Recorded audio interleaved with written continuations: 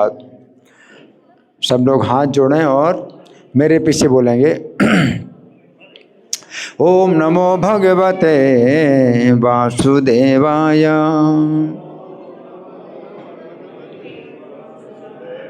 ओम नमो भगवते वासुदेवाय। ओम नमो भगवते वासुदेवाय। ग्रंथराज श्रीमद् भगवद गीता यथारूप अध्याय दूसरा है। अध्याय का नाम है गीता का सार और श्लोक संख्या है 11। तो मैं पाठ करूंगा श्लोक संख्या 11। श्री भगवान उवाच अशोच्यानन्वशोचस्त्वं प्रज्ञावादांश्च भाषसे गतासून गतासूंश्च नानुशोचन्ति पंडिता।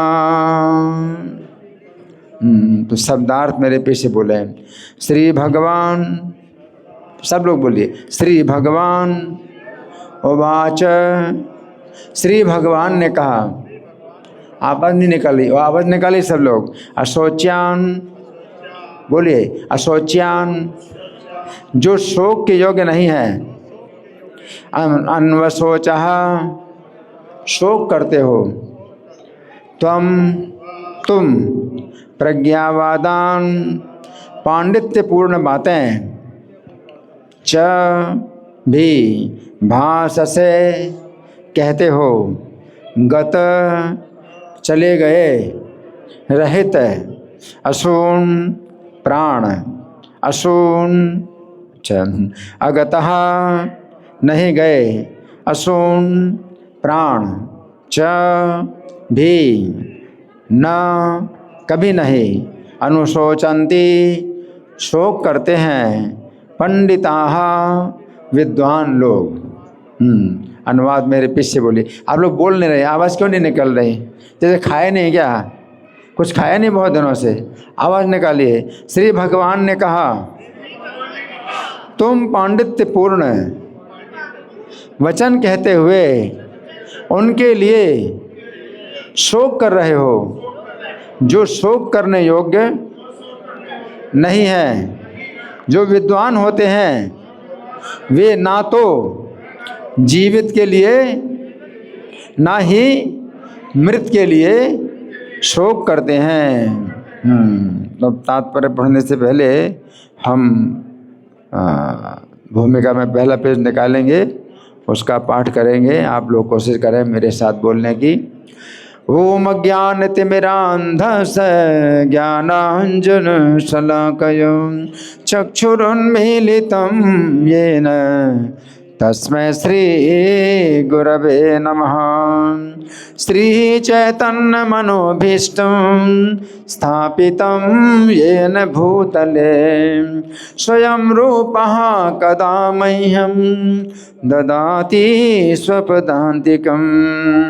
वन्देऽहं श्रीगुरो श्रीयुतपदकमलं श्रीगुरून् वैष्णवांश्च श्रीरूपं साग्रजातं सहगण रघुनाथान्वितं तं सजीवं साद्वैतं सावधूतं परिजन सहितं कृष्ण चैतन्य देवं श्री राधा कृष्ण पादां सहगण ललिता श्री विशाखान्वितांश्च। हे कृष्ण करुणा सिंधु दीनबंधो जगत्पते गोपेश गोपिका कांत राधा कांत नमोस्तुते। तप्त कांचन गौरांगी राधे वृंदावनेश्वरी वृषभानुसुते देवी प्रणमामि हरिप्रिये। वाञ्छाकल्पतरुभ्यश्च कृपा सिन्धुभ्य एव च पतितानां पावनेभ्यो वैष्णवेभ्यो नमो नमः। जय श्री कृष्ण चैतन्य प्रभु नित्यानंद श्री अद्वैत गदाधर श्रीवासादि गौर भक्त वृंद।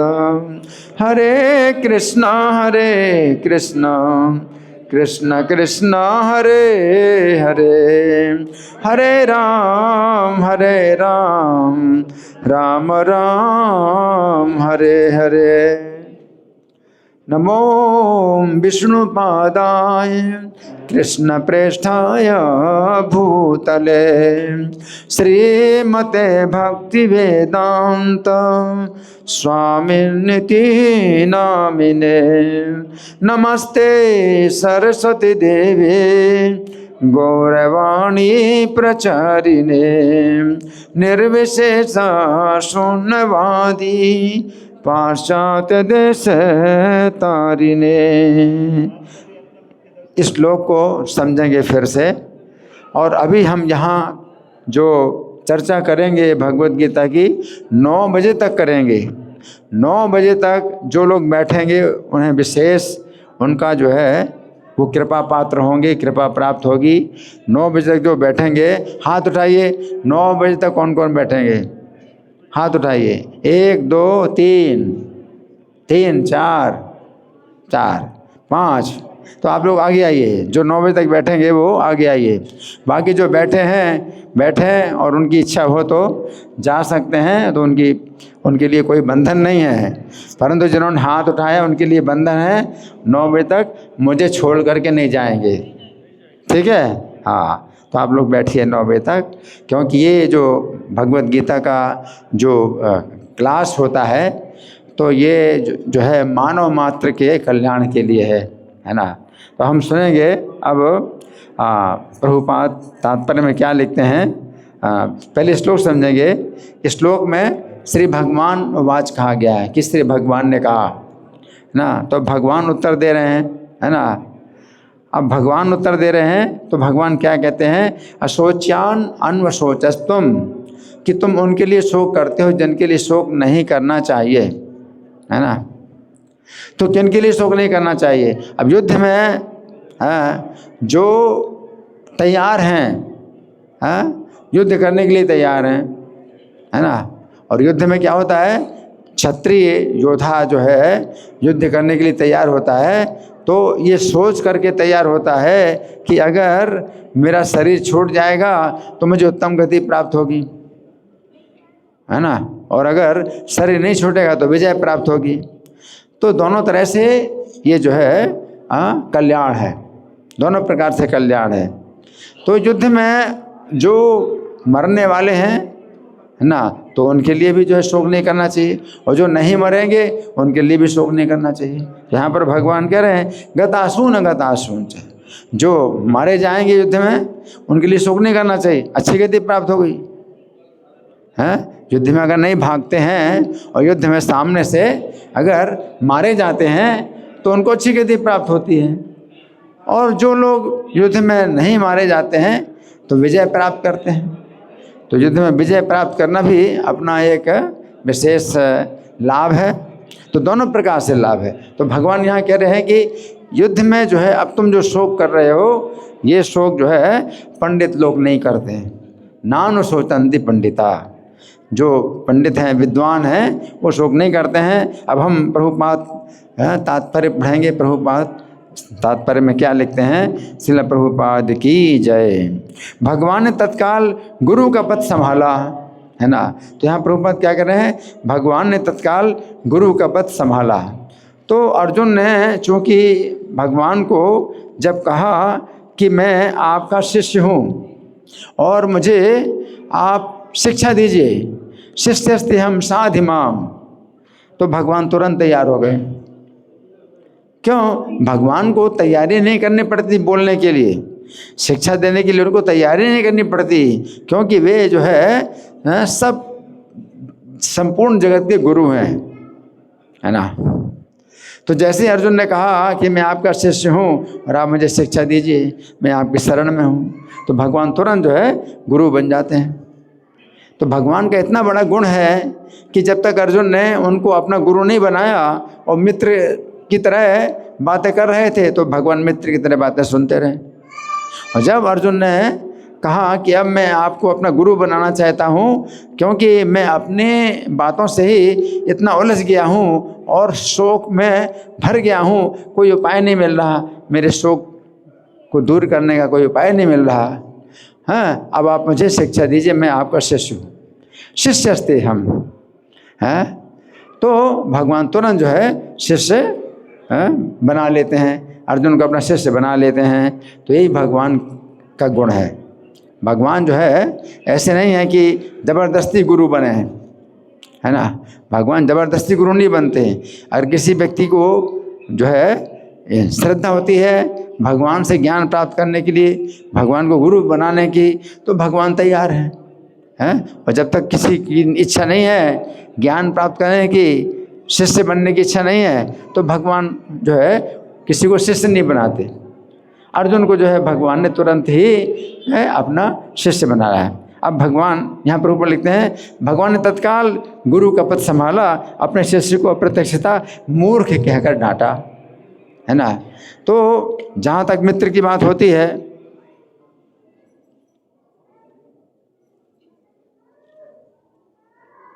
जहाँ तक मित्र की बात होती है, तो मित्र जो है अपने मित्र का सम्मान करता है, अपने बराबर सम्मान करता है ना।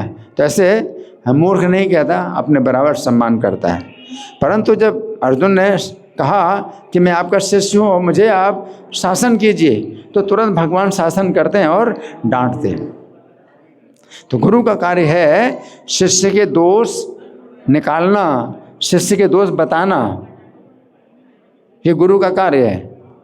शिष्य को डांटना है, और शिष्य वही है जो गुरु की डांट को स्वीकार करे और गुरु की डांट से निराश ना हो, बल्कि उसको जो है हर्ष होना चाहिए। गुरु अगर डांटे तो शिष्य को हर्ष होना चाहिए। तो यहाँ प्रभुपाद लिखते हैं कि अपने शिष्य को अप्रत्यक्षता मूर्ख कहकर डांटा। तो मूर्ख कहा तो नहीं, भगवान ने मूर्ख शब्द का प्रयोग नहीं किया, लेकिन अप्रत्यक्ष रूप से मूर्ख कहा, है ना। तो सीधे मूर्ख नहीं कहा कि तुम मूर्ख हो, है ना, क्योंकि कोई बात अप्रिय लगती है, तो अप्रिय, भगवान अप्रिय बात नहीं बोलते हैं कि मूर्ख हो। लेकिन किस तरह से कहा कि तुम शोक, जिनके लिए शोक नहीं करना चाहिए उनके लिए तुम शोक करते हो और विद्वान की तरह बातें करते हो। तो अप्रत्यक्ष रूप से क्या है, मूर्ख। सीधे मूर्ख नहीं कहा, है ना। तो वो शिष्टाचार के अनुसार नहीं है कि किसी को मूर्ख कहा जाए। तो अप्रत्यक्ष रूप से कहा मूर्ख कहकर। उन्होंने कहा, भगवान कहते हैं तुम विद्वान की तरह बातें करते हो, किंतु तुम ये नहीं जानते कि जो विद्वान होता है, अर्थात जो ये जानता है कि शरीर तथा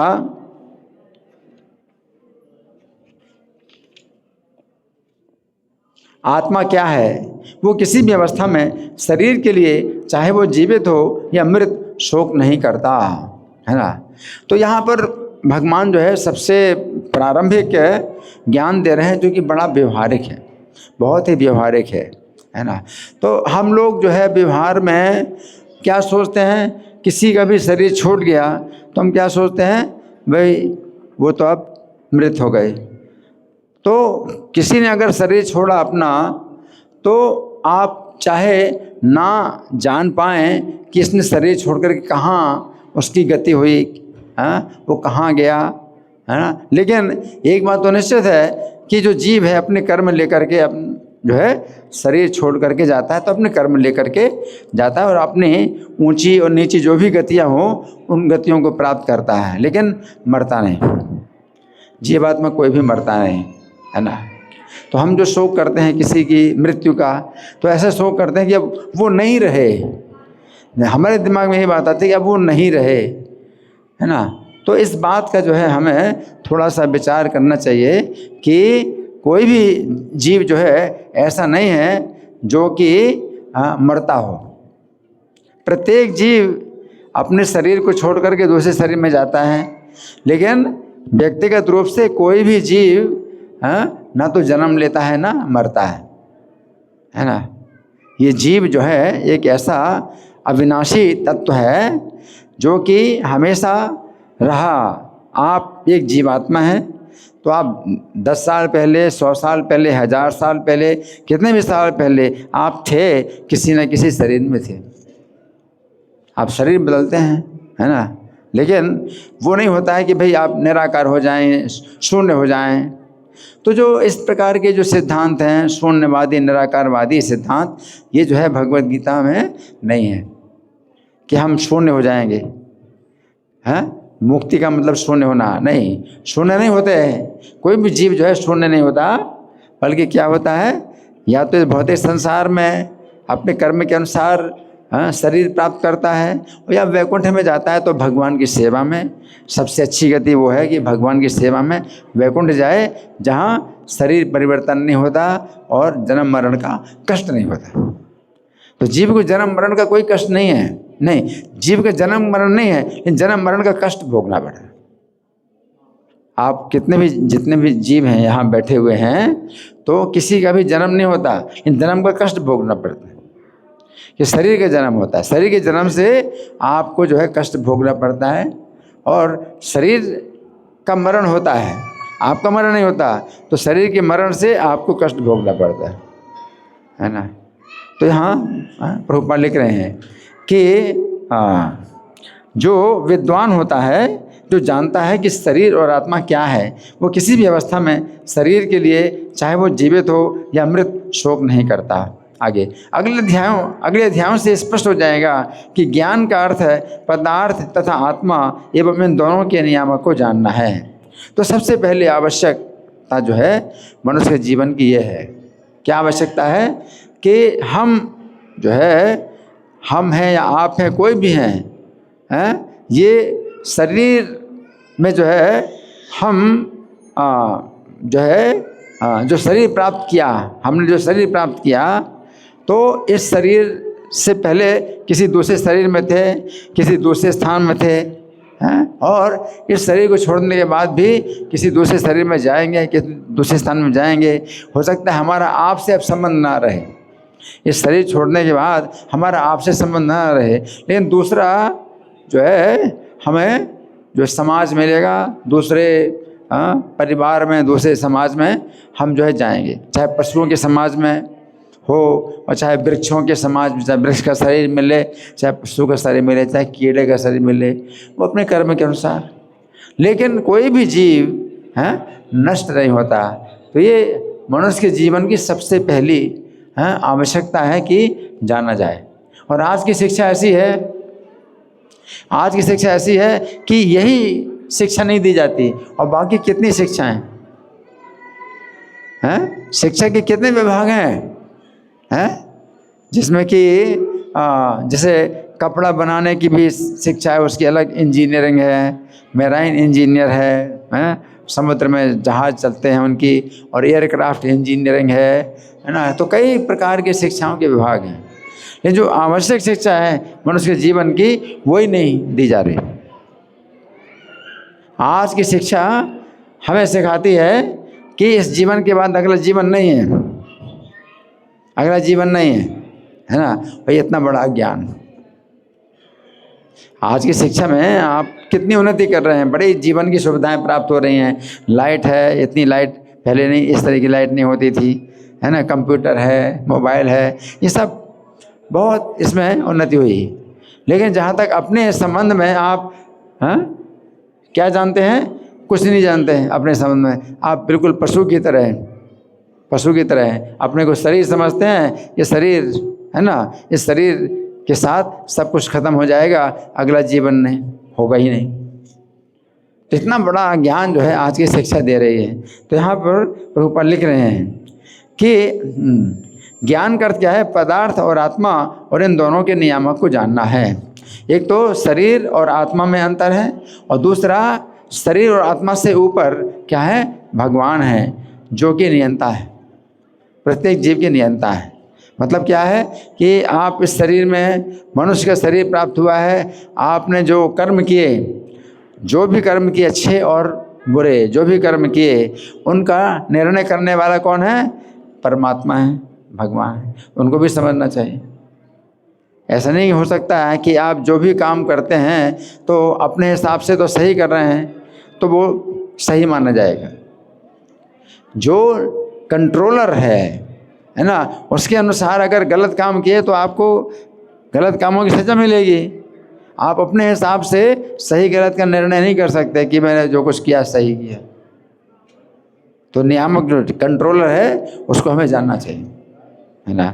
यहाँ पर ऊपर लिख रहे हैं, अर्जुन का तर्क था कि राजनीति या समाज नीति की अपेक्षा धर्म को अधिक महत्व मिलना चाहिए, किंतु उन्हें ये ज्ञात न था कि पदार्थ, आत्मा तथा परमेश्वर का ज्ञान धार्मिक सूत्रों से भी अधिक महत्वपूर्ण है ना। तो जैसे ही मनुष्य का जो है बुद्धि का विकास होता है, मनुष्य के जीवन में जैसे बुद्धि का विकास होता है तो फिर उसको जो है ये जिज्ञासा होनी चाहिए और जिज्ञासा करनी चाहिए कि इस जीवन और मरण का रहस्य क्या है। इस मरण के बाद जो है जो गति प्राप्त होती है तो कैसे कर्मों से कैसी गति प्राप्त होती है और इस जीवन में हमें कुछ सुख मिल रहे हैं, दुख मिल रहे हैं, तो पिछले जीवन के हमारे कर्म थे, इस कारण से सुख दुख मिल रहे हैं। तो ये सब जो है विषय मनुष्य के जीवन में मालूम होना चाहिए और ये विषय नहीं मालूम होता है लोगों को। इस कारण से लोग आत्महत्या करते हैं। आत्महत्या क्यों करते हैं? आपके जीवन में बड़ी निराशा हुई, किसी ने आपके साथ बड़ा अन्याय किया, तो आपको इतना लगता है धक्का, इतना धक्का लगता है कि मैंने तो किसी के साथ ऐसा किया नहीं, मेरे साथ ऐसा क्यों हुआ। तो ऐसे में कई लोग आत्महत्या करते हैं। लेकिन अगर आपको पता हो कि भाई आपके साथ में जो अन्याय हुआ इस जीवन में, तो आपने कुछ किसी के साथ ऐसा गलत नहीं किया, लेकिन पिछले जीवन का जो हमारा कर्म है वो उसका सब लेखा जोखा हो रहा है। तो पिछले जीवन के हमारे जो कर्म के अनुसार हमें कोई अगर कष्ट मिलता है तो वो हमारे कर्म के अनुसार मिलता है। वो ऐसा नहीं है कि आपने कुछ कर्म नहीं किया और आपको जो है कुछ है उसका जो है कष्ट भोगना पड़ रहा है। कोई भी कष्ट आपको मिल रहा है तो आपके पिछले कर्म के अनुसार है, वो आप नहीं जानते हैं लेकिन है। तो इससे क्या होता है कि हम सचेत हो जाते हैं, हम सचेत हो जाते हैं कि अब हम जो है ऐसे कर्म ना करें जिसके कारण हमें ये कष्ट मिला है, हम दोबारा हम ऐसे कर्म ना करें, है ना। तो ये जो है मतलब बहुत आवश्यक है। और फिर यहाँ पर हम लिख रहे हैं कि पदार्थ, आत्मा, परमेश्वर का ज्ञान धार्मिक सूत्रों से ज़्यादा महत्वपूर्ण है। एक तो धार्मिकता है कि भाई मुझे क्या करना चाहिए, मुझे ये कर्तव्य जो है, मेरा क्या कर्तव्य है, मुझे ये जानना चाहिए। एक तो ये भावना अच्छी है कि आपका क्या कर्तव्य, इस जीवन में क्या करना चाहिए, ये भावना अच्छी। लेकिन साथ साथ ये भी आपको पता होना चाहिए कि आप जो कर्म कर रहे हैं तो उनमें अच्छी गति और अच्छी से अच्छी गति भी अलग अलग गतियाँ होती हैं, और आप कैसी गति पाना चाहते हैं उसके अनुसार आपको धर्म की भी जो है क्या है कि बातें बताई जाती हैं। धर्म कई प्रकार के धर्म, आप स्वर्ग पाना चाहते हैं तो उसके लिए धर्म अलग प्रकार का धर्म है। और आप धन संपत्ति पाना चाहते हैं, सुंदरता पाना चाहते हैं, सुंदर पत्नी पाना चाहते हैं तो उसके लिए अलग ही बातें बताई जाती हैं। और अगर आप जन्म मरण से छूटना चाहते हैं तो उसके लिए धर्म जो है अलग प्रकार का धर्म है। और अगर आप जन्म मरण से छूटने से भी आगे आप सोचते हैं कि हमें भगवान की सेवा करनी है, कृष्ण की सेवा, तो जन्म मरण से छूटने से भी ज़्यादा बड़ी जो गति है वो क्या है, श्री कृष्ण की सेवा। तो अगर श्री कृष्ण की सेवा पाना चाहते हैं तो उसके लिए अलग धर्म है। तो धर्म तो ऐसी चीज़ है कि इसमें आप जो है जो चाहते हो उस प्रकार का धर्म आपको बताया जाएगा, है ना। तो यहाँ पर प्रभुपाद लिख रहे हैं कि धर्म से अधिक महत्व क्या है? ये जानना कि पदार्थ, आत्मा और परमेश्वर का ज्ञान है ना, ये महत्वपूर्ण है आगे। और चूंकि उसमें इस ज्ञान का भाव था, चूंकि अर्जुन में ये ज्ञान नहीं, अर्जुन में ये ज्ञान नहीं है, हैं? कौन सा ज्ञान नहीं है? पदार्थ, आत्मा और उनके नियामक का। हालांकि कृष्ण के मित्र हैं और कृष्ण के मित्र होने के कारण उन्हें सब ज्ञान है, लेकिन भगवान ने की इच्छा से अर्जुन को जो है इस प्रकार का जो है मोह पैदा हुआ है। तो भगवान अर्जुन के माध्यम से ये हमें ज्ञान दे रहे हैं। अर्जुन के तो हृदय में भगवान हैं और भगवान अर्जुन के साथ ही रहते हैं, तो इसलिए भगवान अर्जुन में इतना अज्ञान हो नहीं सकता। ये तो जो है अर्जुन को भगवान निमित्त बना करके हमें ये ज्ञान दे रहे हैं, है ना। तो यहाँ प्रभुपाद लिख रहे हैं कि हाँ, चूँकि अर्जुन में इस ज्ञान का भाव था उन्हें विद्वान नहीं बनना चाहिए था, और चूँकि वे अत्यधिक विद्वान नहीं थे इसलिए वे शोक के सर्वथा अयोग्य वस्तु के लिए शोक कर रहे थे। ये शरीर जन्मता है और आज या कल इसका विनाश निश्चित है, अतः शरीर इतना महत्वपूर्ण नहीं है जितना कि आत्मा है। जो इस तथ्य को जानता है असली विद्वान वही है, उसके लिए शोक का कोई कारण नहीं हो सकता।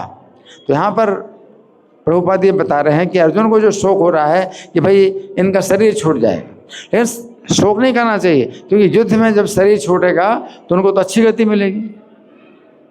तो शरीर तो वैसे भी छूटना है ना, लेकिन ये जितने योद्धा युद्ध में मौजूद हैं, तो ये अगर ऐसे चारपाई में पड़े पड़े बीमारी में अगर अपना शरीर छोड़ेंगे तो उतनी अच्छी गति नहीं प्राप्त होगी जैसी गति युद्ध में अपना जो है सामने से जो है वो शरीर छोड़ेंगे, सामने से युद्ध करते हुए शरीर छोड़ेंगे तो बहुत अच्छी गति प्राप्त होगी।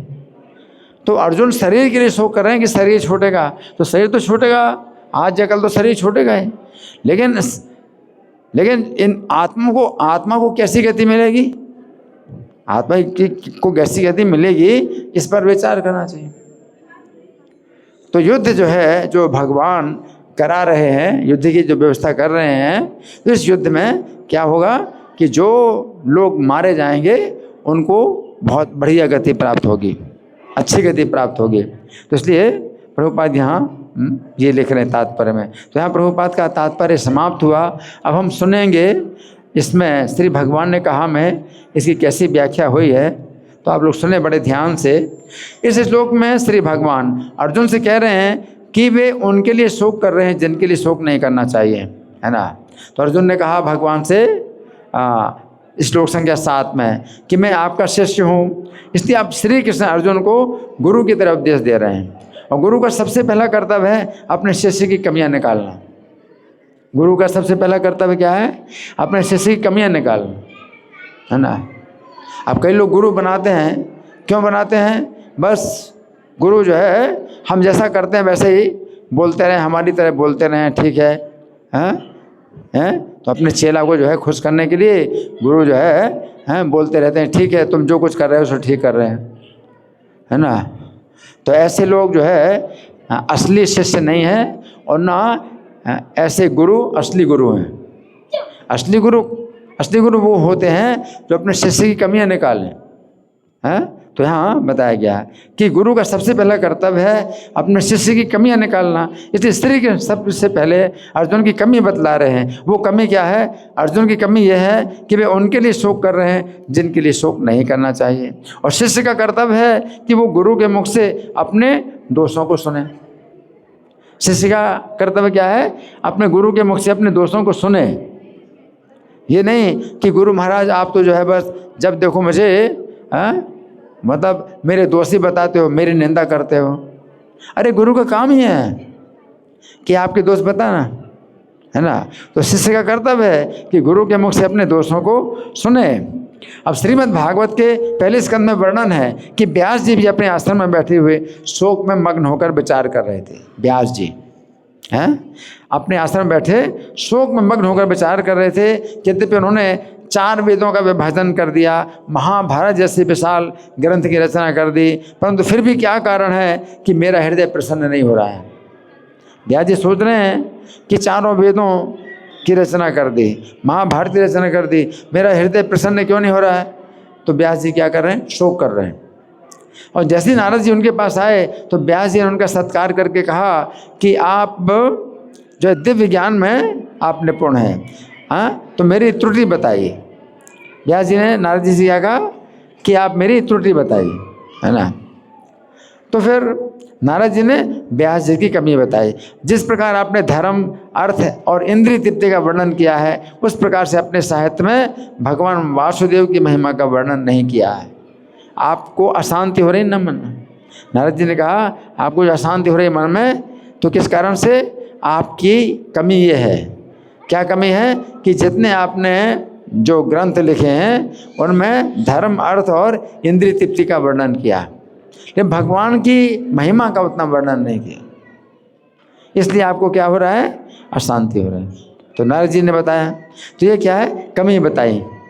नारद जी से प्रेरणा प्राप्त करके व्यास जी ने श्रीमद् भागवत की रचना की।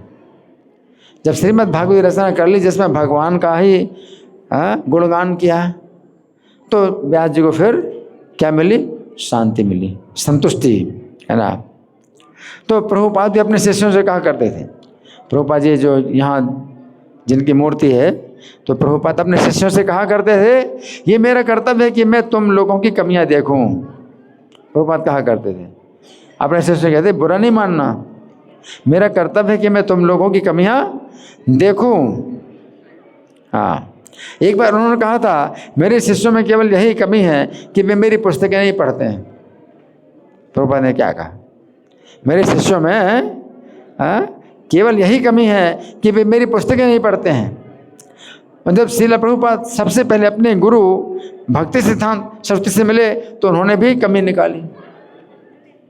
जब प्रभुपाद अपने गुरु भक्ति सिद्धांत सरस्वती से मिले, तो उन्होंने भी कमी निकाली कि तुम पढ़े लिखे नवयुवक हो, फिर भगवान चैतन्य के संदेश का विश्व भर में प्रचार क्यों नहीं करते? कमी। प्रभुपाद जब मिले भक्ति सिद्धांत से, तो उन्होंने कमी बतलाई।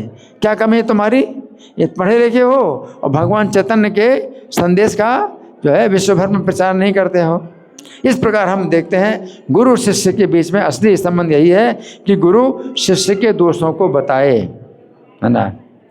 तो जिस प्रकार कुम्हार मिट्टी के कच्चे घड़े को ऊपर से चोट मार मार कर उसके अंदर कंकड़ पत्थर को निकालता है, कुम्हार क्या करता है?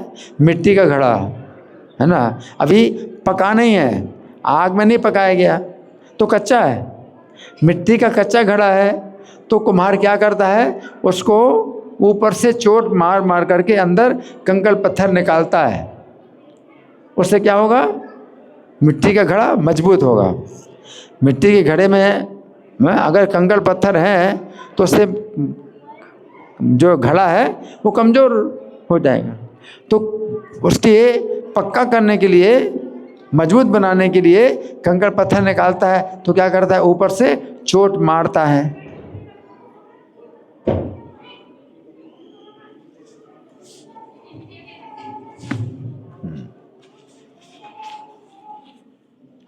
तो मिट्टी के घड़े को ऊपर से चोट मारता है, परंतु घड़े के अंदर अपने हाथ का सहारा भी देता है।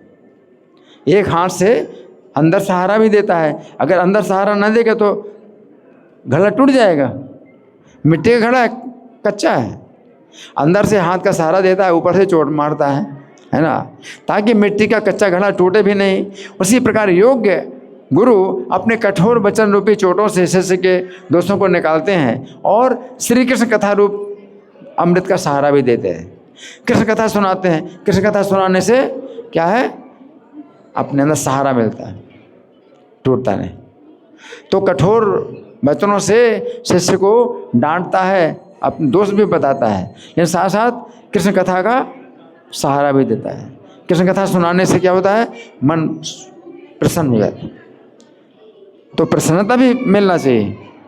तो गुरु जो है भगवान की कथाओं से अपने शिष्य को प्रसन्न भी करता है। तो वो क्या है? कुम्हार की तरह है। कुम्हार एक हाथ से सहारा देता अंदर, ऊपर से चोट मारता है ना। तो दोष निकालने के लिए चोट मारना जरूरी है। कुम्हार जो है कंकड़ पत्थर निकालने के लिए चोट मारता है मिट्टी घड़े में, लेकिन टूटे नहीं, इसलिए अंदर हाथ का सहारा देता है, एक हाथ का, है ना। तो ताकि शिष्य निराश ना हो जाए। अगर कुम्हार कच्चे घड़े में ऊपर से तो चोट मारकर उसके कंकड़ों को निकालने का प्रयास करे, परंतु अंदर से हाथ का सहारा ना दे तो घड़ा टूट जाएगा। उसी प्रकार यदि गुरु अपने कठोर वचनों से शिष्य के दोषों को तो निकाले, परंतु उसे कृष्ण कथा का सहारा ना दे तो शिष्य निराश हो जाएगा।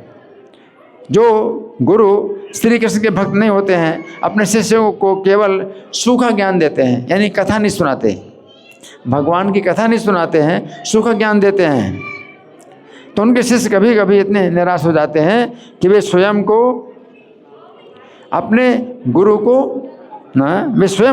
को विष खिला देते हैं।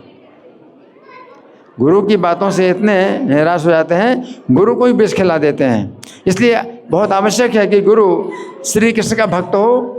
तो श्रील प्रभुपाद अपने के शिष्य अभी भी याद करते हैं, कभी कभी प्रभुपाद अपनी कठोर बातों से शिष्यों के अहंकार को बुरी तरह से कुचल देते थे, जिससे उनका हृदय बहुत व्यथित हो जाता था।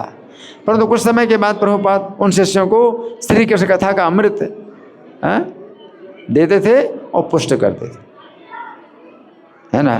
तो प्रभुपाद का ये गुण था, शिष्य को बहुत कठोर वचनों से उसको उसका अहंकार दूर कर देते, है ना। व्यथित हो जाता है, अपना अभिमान जो है, अभिमान को चोट पड़ती है, व्यथा होती है, लेकिन कृष्ण कथा का सहारा देते हैं, है ना। तो अब अर्जुन शोक कर रहे हैं, भगवान कह रहे हैं ये शोक का विषय नहीं है, फिर भी शिष्टाचार के अनुसार आवश्यक है कि कुछ शोक किया जाए। शिष्टाचार भी होता है ना, तो शोक किया जाता है। जिस समय ये झूठा समाचार फैला कि लाक्षागृह में 5 पांडव अपनी माता कुंती से जलकर मर गए, झूठा समाचार फैल गया। 5 पांडव और कुंती महारानी सुरक्षित थे, लेकिन झूठा समाचार फैल गया क्या कि लाक्षागृह में 5 पांडव कुंती मर गए। तो यद्यपि श्री कृष्ण बलराम जानते थे कि वे सुरक्षित हैं, परंतु फिर भी कुल की रीत के अनुसार उन्होंने हस्तिनापुर में जाकर 5 पांडवों और कुंती माता की मृत्यु के लिए शोक किया। शिष्टाचार है, शोक करना भी शिष्टाचार है। तो समय होता है शोक करने का, उस समय में शोक करना भी चाहिए, है ना। तो शोक किया और बोले कितने कष्ट की बात है। इसी बीच में कृष्ण बलराम के न रहने पर द्वारका में सत्यधर्मा ने श्री कृष्ण के ससुर सत्यभामा के पिता सत्यजित को सोते हुए मार डाला, और सत्यभामा ने द्वारका में आकर श्री कृष्ण को अप्रिय समाचार सुना। तो श्री कृष्ण बलराम ने समाचार सुना तो समाज की रीत के अनुसार शोक प्रकट किया कि हमारे लिए बड़े कष्ट की बात है, आंखों से आंसू निकलने लगे। तो भगवान ने अपनी आंखों से आंसू भी निकाले। तो शोक करना भी उचित होता है ना। जिस समय साल्व ने युद्ध में श्री कृष्ण के सामने अपनी माया से वसुदेव जी को दिखाया और उनका सिर काट दिया, तो श्री कृष्ण एक मुहूर्त तक शोक करते रहे। हालांकि साल्व ने अपनी माया से जो वसुदेव जी बनाए थे वो असली वसुदेव नहीं थे, कृष्ण को दिखाया कि मैं तेरे पिता का वध कर रहा हूँ, और वसुदेव जी को जो है मार डाला। तो भगवान शोक कर रहे थे। तो इस प्रकार हम देखते हैं कि यद्यपि श्री कृष्ण कह रहे हैं कि शोक नहीं करना चाहिए, परंतु फिर भी श्री कृष्ण मानव समाज की रीत के अनुसार इन बातों के लिए शोक कर रहे हैं। जहाँ शोक करना चाहिए वहाँ शोक कर रहे हैं, लेकिन युद्ध के बीच में शोक करने की आवश्यकता नहीं है। युद्ध में तो क्या है? मारना है या मरना है, ये जो है अपना जो है सबसे बड़ा लाभ है ना। तो फिर प्रश्न उठता है कि श्री कृष्ण इस श्लोक में अर्जुन पर दोष क्यों लगा रहे हैं कि उनके लिए शोक कर रहे हैं जिनके लिए शोक नहीं करना चाहिए।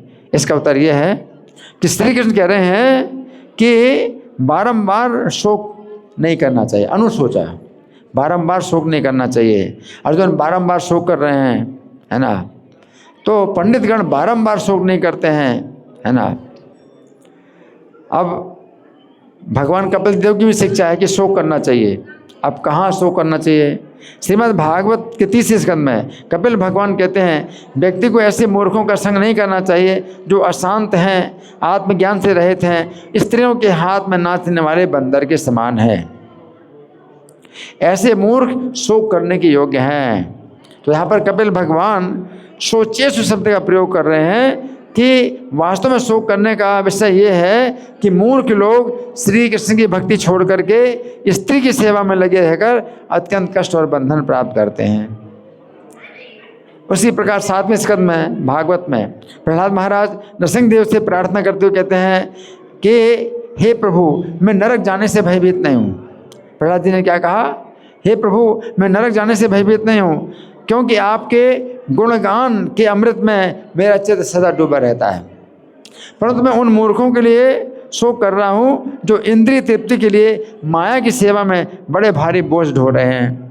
तो यहाँ पर प्रहलाद महाराज कह रहे हैं कि हे भगवान, मैं उन मूर्खों के लिए शोक कर रहा हूँ जिनका चित्त आपसे विमुख है, आपसे विमुख है। इस प्रकार हमें शिक्षा मिलती है, जिस व्यक्ति का चित्त श्री कृष्ण की सेवा में नहीं लगता उसे अपने लिए शोक करना चाहिए, और जिस व्यक्ति का चित्त श्री कृष्ण की सेवा में लगा हुआ है उसे उन मूर्खों के लिए शोक करना चाहिए जो श्री कृष्ण से विमुख हैं, है ना। अब चैतन्य भागवत में भी वर्णन आता है कि माधाई नामक एक पापी शराबी ने नित्यानंद प्रभु के सिर में शराब की सुराही मार दी, उनके सिर से खून बहने लगा। माधाई नाम का एक पापी शराबी, उसने नित्यानंद प्रभु के सिर में क्या है, शराब की सुराही मार दी और उनके सिर से खून बहने लगा। बाद में जब उसकी चेतना पवित्र हो गई तो अपने कर्म के प्रति बहुत शोक करने लगा।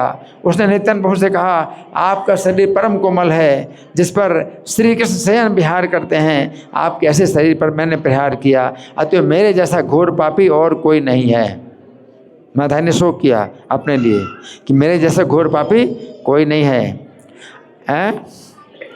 आपके स्मरण करने से सब बंधन टूट जाते हैं, ऐसे आपके शरीर में मैंने रक्त बहाया, तो मुझ जैसे घोर पापी को किस लोक में ठौर मिलेगी। इस प्रकार कहते कहते माधाई नित्यानंद के चरणों को अपनी छाती पर धारण करके वहीं पड़ा ही रह गया।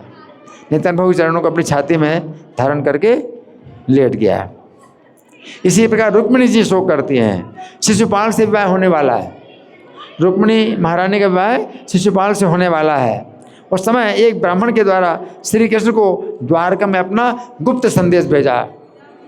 रुक्मिणी ने अपना गुप्त संदेश भेजा द्वारका में कि शीघ्र ही कुंडनपुर में आकर के मेरा अपहरण कर लीजिए। रुक्मिणी श्री कृष्ण के आगमन की प्रतीक्षा कर रही हैं और ब्राह्मण को वापस आया नहीं देखा तो शोक करने लगी, हाय, रात भी जाने पर मेरा विवाह होने वाला है, मैं कितनी अभागिनी हूँ, श्री कृष्ण अभी तक नहीं आए और ब्राह्मण दूध भी अभी तक नहीं लौटा है, तो प्रभु ने मुझ में कुछ दोष देखा है, इसलिए मेरा पानी ग्रहण करने नहीं आए। मुझ अभागिनी के ऊपर ना तो ब्रह्मा जी प्रसन्न है, ना शिव जी प्रसन्न है, ना पार्वती प्रसन्न है। इस प्रकार शोक करते हुए रुक्मिणी ने अपने आंसू से भरे हुए नेत्र बंद कर लिए। तो शोक कर रहे हैं रुक्मिणी, है ना।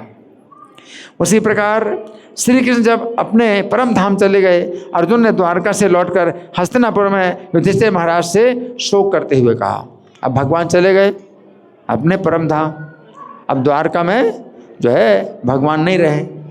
तो अर्जुन शोक करते हुए, हे राजन, मुझे अपना मित्र मानने वाले भगवान हरि ने मुझे अकेला छोड़ दिया है।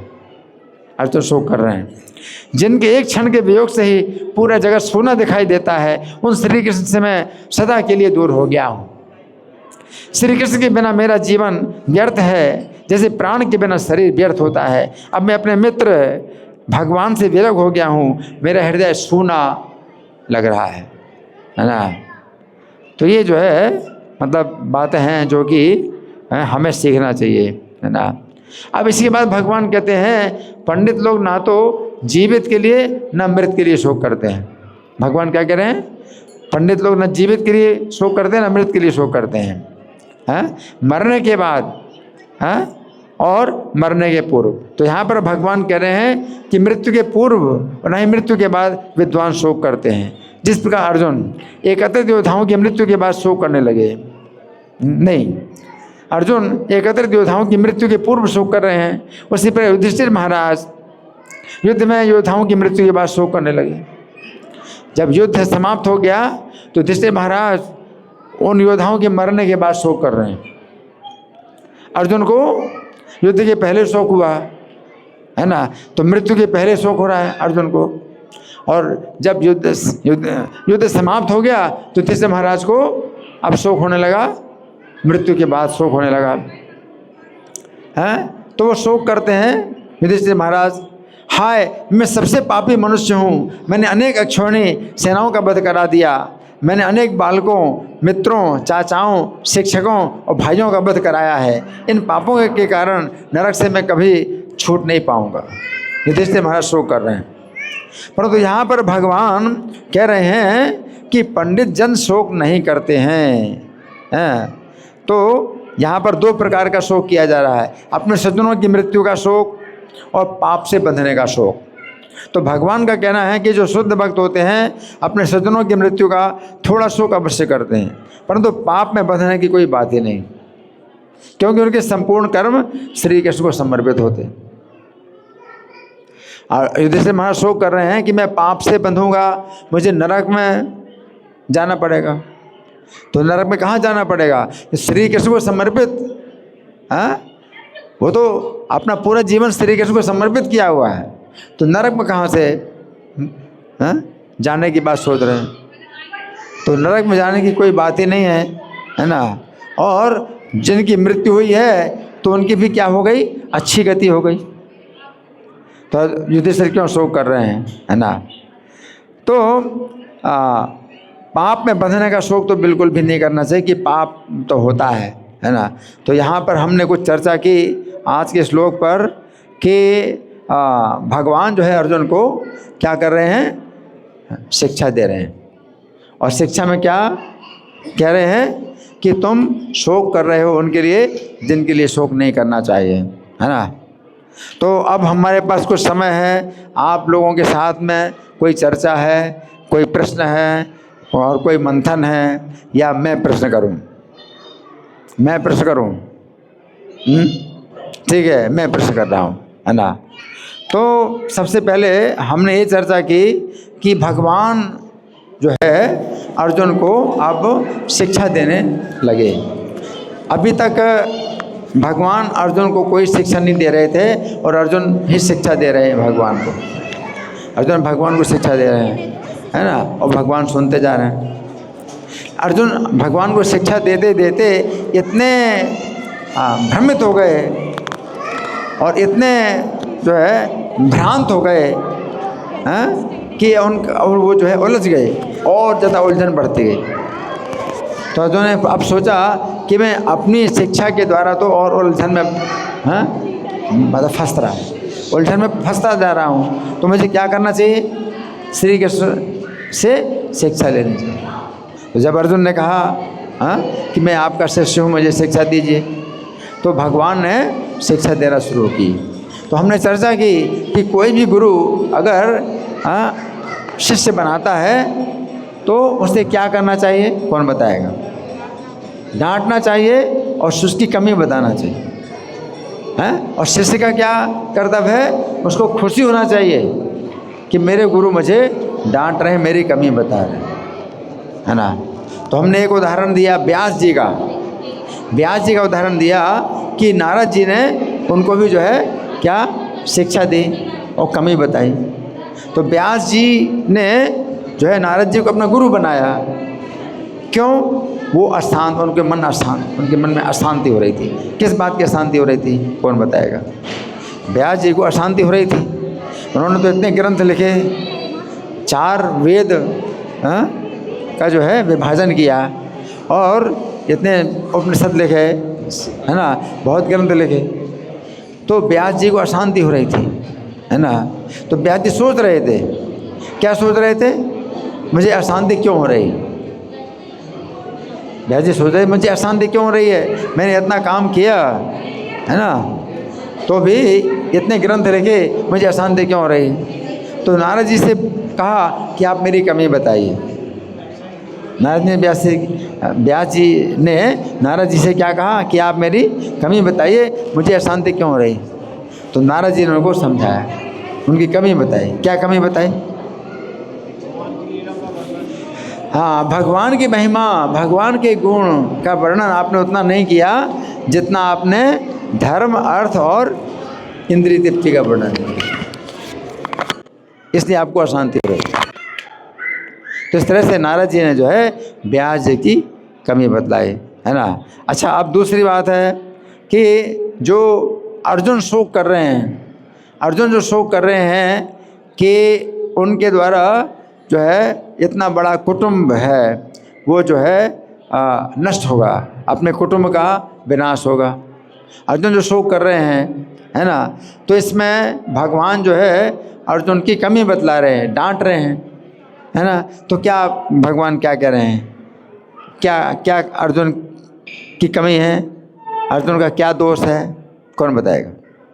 भगवान ने अर्जुन को बताया है कि तुम्हारा दोष है। क्या दोष है? जिनके लिए शोक नहीं करना चाहिए उनके लिए तुम शोक करते हो, और कैसे बात कर रहे हो? हैं? विद्वान की तरह बात कर रहे हो, पंडित की तरह बात कर रहे हो, है ना। तो प्रभुपाद क्या बता रहे हैं कि अर्जुन ने, भगवान ने अर्जुन को जो है मूर्ख, प्रत्यक्ष रूप से तो मूर्ख नहीं कहा, लेकिन अप्रत्यक्ष रूप से मूर्ख कहा, है? सीधे नहीं कहा कि तुम मूर्ख हो। सीधे मूर्ख कहना अप्रिय लगता है, अप्रिय, लेकिन वो इस तरह से बोले भगवान कि जिसमें कि प्रत्यक्ष रूप से नहीं है लेकिन संकेत मिल रहा है, क्या? कि मूर्ख हो। तो भगवान ने क्या बोला? अर्जुन को ये नहीं कहा कि तुम मूर्ख हो, क्या बोला? हैं? पंडितों की तरह बात करते हो, है ना। तो एक ये भी तरीका होता है कि कोई बात आप जो है बोलते हैं अप्रिय ना लगे, है ना, तो उस तरह से आप बोल सकते हो कि जो बात जो है, मतलब प्रिय हो और सत्य हो, सत्य हो, प्रिय हो और हितकारी हो। तो भगवान जो बोलते हैं उसमें सत्य भी है और प्रिय भी है और हितकारी भी है ना। तो भगवान ने अर्जुन को ये उपदेश दिया। अच्छा, अब प्रश्न उठता है कि अर्जुन जो शोक कर रहे हैं कि इतने योद्धा मारे जाएंगे, है ना, तो ये इनकी मृत्यु हो जाएगी। तो इस संबंध में अर्जुन की गलती क्या है जो बताया गया कि अर्जुन जो गलत, अर्जुन का शोक गलत है, इसको आप कैसे बताएंगे? अर्जुन जो शोक कर रहे हैं, अर्जुन को शोक नहीं करना चाहिए, तो क्यों नहीं करना चाहिए? क्या उत्तर है, कौन बताएगा? अर्जुन शरीर के हिसाब से देख रहे हैं कि शरीर नष्ट होगा, तो शरीर तो नष्ट होगा ही, आज या कल में शरीर तो नष्ट होगा ही, है ना। लेकिन क्या इसमें फायदा क्या है, लाभ क्या है? इसमें नुकसान नहीं कुछ भी, शरीर तो नष्ट होता ही, लेकिन क्या इसमें जो लाभ है वो क्या है, कौन बताएगा? उनको अच्छी गति मिली, क्योंकि इन लोगों ने जो कर्म किए हैं इसके अनुसार ये नरक में जाएंगे। ये जो कौरव लोग हैं इन्होंने आतताई का कर्म किया, है ना, जहर खिला करके मार डालने का प्रयास किया पांडवों को। इनको जो है लाक्षागृह में डाल करके और आग लगाई कि मार डालने के लिए आग भी लगाई घर में, हैं। और इनका जो है स्त्री को जो है नग्न करने का प्रयास किया, है ना। और इनका जो धन है वो जो है छीना है, उनकी ज़मीन छीनी, है ना। तो इतने जो है इनके जो कुकर्म हैं, इनके अनुसार इनको क्या होगा? नरक में, और यातना, घोर यातना, और बहुत लंबे समय तक यातना। नरक में थोड़े समय के लिए यातना नहीं मिलती है ना, 1000 साल, कम से कम 1000 साल की यातना, और ज़्यादा भी होती है ना। लेकिन युद्ध में अगर मारे जाएंगे तो नरक में जाने से रक्षा हो जाएगी। तो अब ये सोचिए, अगर किसी व्यक्ति को अगर फांसी की सज़ा मिल जाती है, किसी ने अगर आदमी की हत्या की है, मर्डर, तो कानून के अनुसार उसको फांसी में चढ़ा दिया जाता है। तो फांसी में अगर वो चढ़ा दिया जाता है तो उससे उसकी रक्षा हो जाएगी, कोई नरक में नहीं जाएगा। अगर प्रशासन की ओर से जो किसी को मृत्यु दंड दिया जाता है कि उसने किसी को जहर खिला करके मार डाला, या आग लगा के मार डाला, या शस्त्र से काट करके मार डाला, किसी प्रकार से किसी ने अगर आदमी का खून किया है, मर्डर किया है, तो कानून के अनुसार भी सज़ा क्या है कि उसको फांसी पर चढ़ा दिया, तो उससे क्या होगा? उसकी बड़ी रक्षा होगी। आप तो सोचते हैं भाई बेचारे को जो है फांसी पर चढ़ा दिया, छोड़ देना चाहिए, उसको छोड़ दो, दया करो, छोड़ दो उसको, कोई बात नहीं, है ना। तो इसमें बहुत दोष है, इसमें बहुत दोष है। पहला दोष तो यह है, उसको छोड़ दिया तो फिर दूसरे लोग भी ऐसे ही करेंगे, है ना। तो फिर स्थापना, धर्म की स्थापना कैसे होगी कि भाई हमें क्या करना क्या नहीं करना, है ना। और मृत्युदंड देने से उसकी रक्षा होगी। कैसे रक्षा होगी? कैसे रक्षा होगी उसकी? फांसी पर चढ़ा दिया तो उसकी बड़ी रक्षा हो जाएगी। क्या है? नरक में नहीं जाएगा।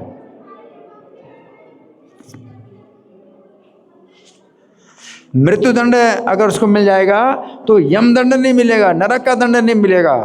नरक का दंड कितना है? उसमें मृत्यु नहीं होती, और उसको जो है, जैसे मान लीजिए कि कुंभी पाक नरक में डाल दिया, तो तेल उबल रहा है और उसमें जो है उसको डाल दिया, अब वो जिंदा है और चिल्ला रहा है, अब कितना कष्ट है, मर नहीं रहा, कितना कष्ट है।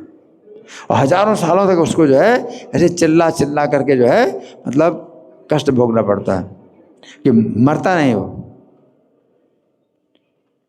तो वो चाहे फांसी से जो है उसको अगर वो मर जाता है, फांसी की द्वारा मर जाता है, तो उसको जो है वो यातना नहीं भोगनी पड़ेगी जिसमें वो मरेगा नहीं, और मृत्यु का कष्ट भोगे, बहुत कष्ट भोगे।